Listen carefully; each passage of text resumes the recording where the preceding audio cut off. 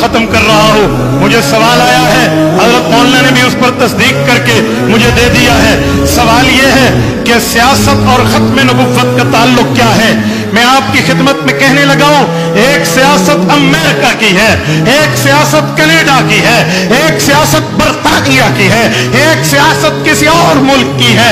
وہ سیاست مغربی سیاست ہے. میرا اس سے کوئی لینا دینا نہیں ہے. میں اس سیاست کی بات کر رہا ہوں جس کا ذکر اللہ کا قرآن سورت نمبر 12 سورت یوسف میں اجعلنی علی خزائن الارض کہہ کے کرتا ہے.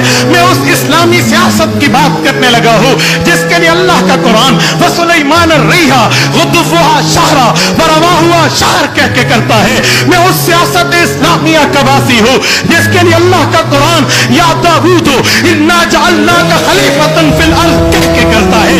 میں اس سیاست کا دلدادہ ہوں جس کو اللہ کا قرآن اليوم اکملت لکم دینکم کے بعد اتممت علیکم نعمتی میں اتمام کی بات کر کے تنفیذ اسلام کی بات کرتا ہے. ہاں میں اس سیاست کی بات کرتا ہوں جس کے لیے صحیح بخاری جلد نمبر 1 کتاب الانبیاء باب حدثوا عن ذکر بنی اسرائیل ولا حرج.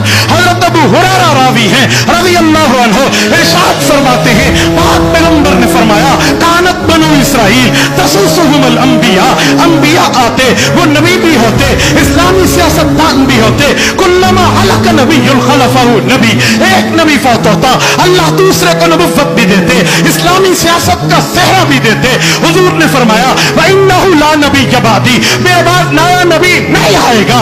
صحابہ کرام نے حضور کے چہرے کو دیکھا, آپ کے بعد ختم نبوت ہے تو ختم سیاست بھی ہے. حضور نے فرمایا نہیں, فَسَيَكُونُ بَعْدِي خُلَفَاء فَيَكْثُرُونَ, میرے بعد علماء سیاست کے وارث بن کے تشریف لائیں گے. اس سے سمجھ آیا ہم اس سیاست کی بات کر رہے ہیں جس سیاست کو محمد الرسول اللہ نے اپنے فرمان میں اور اللہ نے اپنے قرآن میں ذکر کیا ہے.